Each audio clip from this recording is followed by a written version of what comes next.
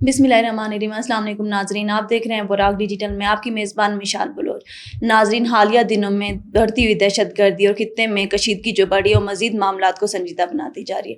ناظرین، اگر ایک طرف دیکھا جائے تو دشمن عناصر جو ہیں وہ بنیادی مسائل پیدا کر رہے ہیں عوام کے لیے، عوام کو اس سے مشکلات کا سامنا ہو رہا ہے۔ آپ دیکھیں کہ وہ عوامی تنصیبات کو پیدا کر رہے ہیں لائک بجلی اور گیس کے ذریعے سے، اور دوسری جانب خطے میں امن اور مذاکرات کے ذریعے مسائل کو حل کرنے کی کوشش کی جا رہی ہے۔ ایسے حالات میں ضروری ہے کہ ہم معاملات کو سمجھیں۔ ان تمام معاملات پہ گفتگو کرنے کے لیے ہمارے ساتھ موجود ہیں سلمیٰ خان، تو آئیے ان سے ان کی رائے لیتے ہیں تاکہ حقیقت کو بہتر طریقے سے سمجھا جا سکے۔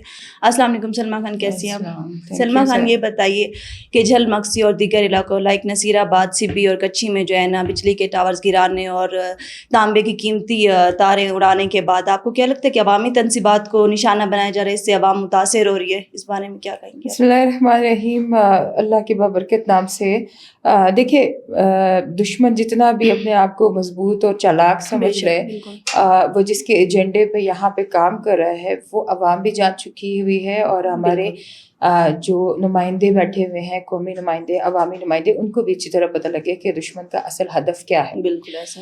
اگر آپ دیکھتی ہیں کہ 132 kV لائن جو کہ کچی سے گنداوا کی طرف جاری تھی، نصیر آباد کچی سبی، بالکل اس کی اتنی بڑی ٹرانسمیشن لائن کو پہلے انہوں نے بم دھماکے سے اڑایا، اس کے بعد باقاعدہ 5 کھمبے اور بہت بڑے بڑے سائز کے کھمبے ہیں ان کو بالکل مسمار کر کے نیچے گرا دیا گیا۔ اس کے بعد سے ہزاروں کلومیٹر کی تانبے کی تار جو کہ مین ٹرانسمیشن لائن میں جا رہی تھی اس کو لے کے اڑ گئے وہ لوگ، مطلب وہ اس کو چوری کر کے لے گئے۔ بالکل دشمن چور ہے یا آپ کا دشمن ہے، یہ آپ کو سمجھنا پڑے گا۔ اس کا مطلب یہ ہے کہ دشمن جو ہے نا وہ آپ کو یہ سمجھ رہا ہے کہ آپ کے جو شہری علاقوں میں جو آپ کی آبادی کی جگہیں ہیں وہاں کی تنصیبات کو نشانہ بنا کے وہ سافٹ ٹارگٹس بنا کے دشمن کو خوش کرنے کے لیے اپنے ہی عوام کو جو ہے وہ حکومت کے خلاف لا کے کھڑا کر رہے ہیں ایسے۔ اب جائے بجلی نہیں ہوگی، کئی دنوں سے بجلی نہیں ہے، 24 گھنٹے تو ہو گیا بجلی نہیں ہے، تو عوام احتجاج کرنے روڈوں پہ آئے گی، روڈز بند ہوں گے تو آپ کا معیشت کا پہیہ رک گیا، آپ کی ٹرانسپورٹ رک گئی، آپ کے آنے جانے والے جتنے بھی آبادیاں وہ اسی جگہ آ کے مفلوج ہوگی۔ تو اس سے کیا پیش ہو رہا ہے کہ آپ لوگوں کو اور کچھ ابھی نہیں مل رہا تو آپ یہ کام کریں گے کہ اس طرح سے کچھ چھوٹے موٹے اہداف کو نشانہ بنا کے آپ عوام کو اکسائیں گے، ان کے اندر وہ انتشار پھیلائیں گے، ان کے اندر وہ بیرا روی، وہ گمراہی ڈالیں گے کہ وہ بولیں گے کہ بھئی ہم نے تو کرنا ہے، ہم نے تو کر کے دکھانا ہے، ہم نے گورنمنٹ کے خلاف جانا ہے۔ گورنمنٹ کے خلاف اگر کوئی چیز جاتی ہے تو عوام جو ہے نا اس سے بے چینی، بے رخی، دیکھیں دشمن کا ہدف ابھی سیکیورٹی فورسز نہیں رہے، بجلی کی تاروں پہ کون سی سیکیورٹی فورس بیٹھا ہوا ہے، ٹھیک ہے؟ آپ بتائیں عوام کی چیزوں کو۔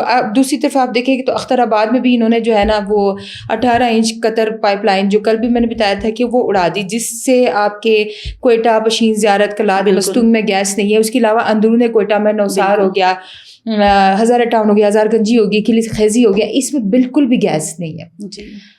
اس سے لوگوں کو تو مسئلہ ہوا ہے نا شدید۔ دیکھیے عوام مشکلات کا سامنا کر رہے ہیں، عوام کو جو مشکلات ہو رہی ہیں، دیکھیے ادارے تو بیٹھے ہوئے کام کر رہے ہیں۔ اب سوئی سدرن گیس کمپنی کی جو پوری ٹیم ہے وہ جہاں کے اختر آباد کے مضافاتی علاقے میں بیٹھ کے وہ گیس کی جو بھی پائپ لائن تھی اس کی مرمتی کام شروع ہوئے۔ اسی طرح سے وہ جو 132 kV لائن ہے یا پھر 32 kV کا جو صرف گنداوا سے جو اس کی طرف باغ گریڈ اسٹیشن سے بجلی جا رہی ہے اس کی کام شروع کر دیے گئے، جہاں پہ آپ دیکھیں حکومت آپ پہ انویسٹ کر رہی ہے، اس لیے کر رہی ہے کہ عوام کو تھوڑا ریلیف ملے۔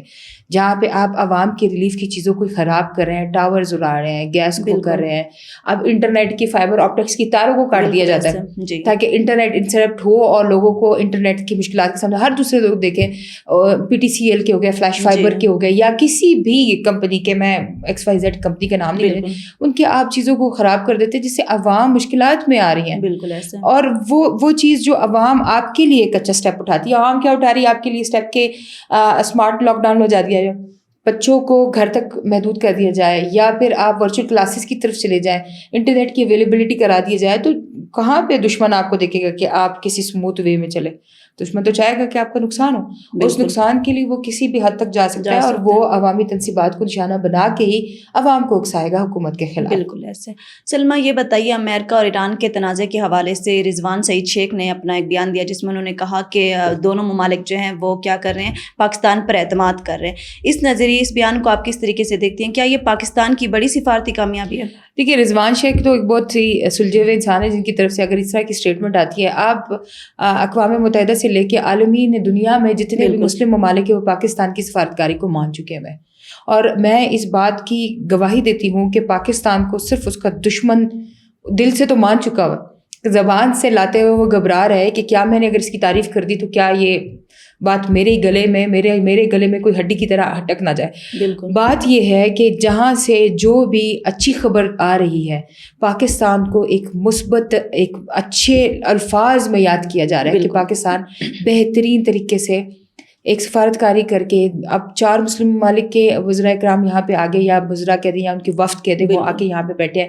کل رات کو آپ نے دیکھا ہوگا کہ ترکی میں جب چائنا میں اسحاق ڈار صاحب گئے ہیں تو وہ گرے ہیں، ان کو تھوڑی چوٹ بھی لگی ہے، ان کے ہاتھ پہ پٹی بھی بندھی ہوئی تھی۔ تو آپ چائنا کو دیکھیں، وہ ہمارے دوست کی طرح انہوں نے کہا کہ آپ آج رات یہاں پہ ٹھہرے، آپ کے پاس پورا کا پورا ڈاکٹرز کا وفد آئے گا، وہ آپ کا علاج کرے گا، جس پہ اسحاق ڈار صاحب نے کہا کہ دیکھیے اس ٹائم میں حکومت کی ایک ذمہ داری نظر آ رہی ہے، رسپانسبلٹی جو ہوتی ہے نا، کہ کس طرح سے ایک بندہ جو ہے وہ ہٹ ہوا ہوا ہے، اس کو چوٹ بھی لگی ہوئی ہے، لیکن اس کے باوجود بھی وہ اپنے بھائی چارے کو، وہ اپنے مسلمانوں کو، وہ اپنے مفاد کی جنگ نہیں ہے۔ دیکھیے پاکستان کہاں پہ ہے ایران اور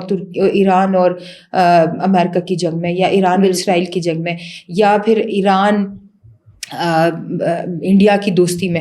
پاکستان کہیں پہ بھی اس میں کوئی بھی وہ نہیں کر رہا۔ پاکستان کا مفاد صرف اتنا ہے کہ میرا مسلم ملک، میرا برادر ملک ہے، اس کو کوئی کچھ ہوتا ہے تو اس کو میں نے کس طرح سے بچانا ہے۔ تو اس میں رضوان شیخ صاحب کا یہ بیان بالکل 100% پاکستان کی فیور میں ہے، اور اس طرح کے اور بھی بہت سارے بیانات آتے رہیں گے، سوشل میڈیا پہ گردش بھی کر رہے ہیں۔ بالکل ایسے۔ اس سے ریلیٹڈ مشرق وسطیٰ کی جنگ کے حوالے سے پاکستان اور چین کے پیش کردہ 5 اہم نکات کتنے مؤثر اور اہم ثابت ہو سکتے ہیں؟ اس بارے میں آپ کیا کہیں گے؟ 5 اہم جو انہوں نے وہ بتائے ہیں وہ واقعی بہت اہمیت کے حامل ہے، جس میں سب سے پہلے انہوں نے کہا تھا کہ دشمنی کا فوری خاتمہ کر دیا جائے۔ یہ دشمن ممالک نہیں ہیں، ان کی دشمنی صرف اگر جوہری یا کسی ایسی ہتھیاروں پہ چل رہی ہے جس میں آپ کیسے نیوکلیر ویپنس کی جنگ ہے، تو اس کو فل فور ختم کر دیا جائے۔ اس میں پھر یہ کہا گیا کہ دوسرا ان کا نکتہ تھا کہ آپ نے امن مذاکرات کا جلد سے جلد آغاز کرنا ہے۔ بالکل، آغاز تو ہو چکا ہوا ہے امن کے لیے۔ پاکستان سب سے بہترین ایک دوست کی طرح، ایک کہہ سکتے ہیں کہ اس طرح کے ہمسائے کے طور پہ سامنے آیا ہے کہ جو ڈھال بن کے کھڑا ہے ان کے سامنے۔ امن کی مذاکرات کے لیے پاکستان اب تو 100% دے رہا ہے۔ پھر انہوں نے کہا تھا کہ تیسرے پوائنٹ پہ کہ غیر فوجی اہداف یہ ہے کہ اگر آپ کا دشمن فوج ہے، آپ کا دشمن جو ہے ملیٹنٹ ہے، یا آپ کا دشمن جو ہے وہ فوجی تنصیبات ہے، تو آپ غیر فوجی تنصیبات میں سب آبادی کو نقصان نہیں پہنچائیں گے۔ کامن پبلک کو سیف سائڈ پہ رکھ کے آپ کی جنگ جس کے ساتھ ہو رہی ہے آپ اس کو کریں۔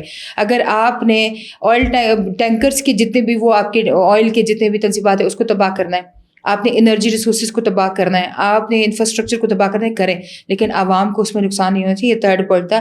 4 پہ وہ کہہ رہے تھے کہ بحری تجارتی راستوں کا جو ہے اس کی حفاظت کی جائے، آبنائے ہارموز کو جو ہے وہ بالکل کھول دیا جائے، یا نہ کھولا جائے تو اس میں سے گزرنے والے ہر شپ کو جو ہے وہ باحفاظت طریقے سے اس طریقے سے نکال جائے گی۔ اس سے پہلے آپ نے دیکھا ہوگا کہ کتنے بیڑے تباہ ہو چکے ہوئے اور بھاری نقصان اٹھانا پڑا ہے ان ملکوں کو جو کہ آبنائے ہارموز سے اپنے جہازوں کو گزارتے ہیں اور ان کو نقصان ہوتا ہے۔ اور 5th ون جو ہوتا ہے وہ اقوام متحدہ کی چارٹر کی برتری ہے۔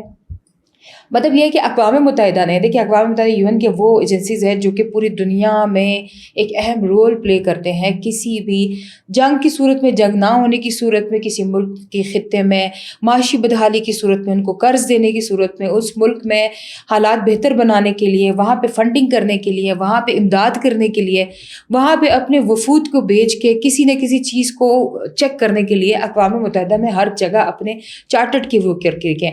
اس جنگ بندی کے لیے ہم نے اقوام متحدہ کو چارٹر کو ہی فالو کرنا پڑے گا۔ یہ بہت ہی ضروری 5 جو انہوں نے بتائے ہیں پوائنٹس، اگر ان پہ عمل ہو جاتا ہے تو میں سمجھوں گی کہ انشاءاللہ اس خطے میں یا مشرقی وسطیٰ میں، مڈل ایسٹ میں، یورپین کنٹریز میں، گولف کنٹریز میں بالکل امن آ جائے گا انشاءاللہ۔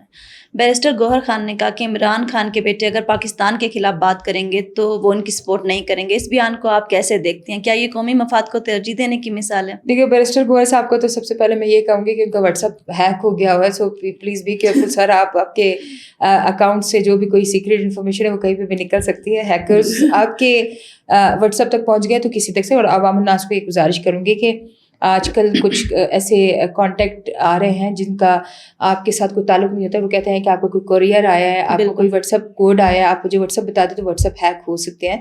کوئی کوریئر کوئی چیز نہیں ہے, اس لیے آپ کسی بھی جال سازی میں نہ پھنسیں. اور دوسری طرف شکر ہے کہ پی ٹی آئی کی قیادت کی طرف سے کوئی اچھا میسج آیا, وہ یہ ہے کہ بیرسٹر گوہر صاحب نے کہا کہ اگر عمران خان کے بیٹے اینٹی پاکستان ہے تو اس سے میرا کوئی تعلق نہیں ہے. ایک پارٹی کے اچھے رکن ہونے کے حساب سے انہوں نے پاکستان کے حامی ہو کے پاکستان کے حق میں بات کر دی. اس کا مطلب یہ ہے کہ اس پارٹی میں بھی ابھی آہستہ آہستہ شعور آنا شروع ہو گیا ہے. کسی حد تک اگر آپ دیکھیں کہ آپ نے اگر کسی ایس ایچ او کو بٹھانا تھا کے پی کے کی گورنمنٹ سنبھالنے کے لیے تو علی امین گنڈا پور was a suitable person for the government.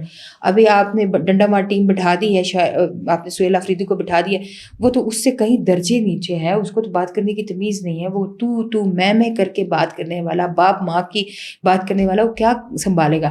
Barrister گوہر صاحب نے اگر پاکستان کی فیور میں بات کی ہے تو یہ چیزیں جو ہے وہ پاکستان کے لیے ایک پازیٹیو امیج کی طرح آگے اور جائیں گے انشاءاللہ.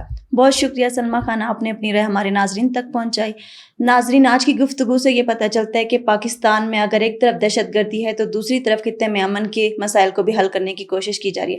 پاکستان کو بیک وقت میں اندرونی اور بیرونی چیلنجز کا سامنا ہے. بطور قوم سمجھداری کے ساتھ, اتحاد اور سچائی کے ساتھ ہمارا فرض ہے کہ ہم ملک کے ساتھ کھڑے ہوں. ملتے ہیں اپنے نئے پوڈ کاسٹ کے ساتھ, تب تک کے لیے اللہ حافظ.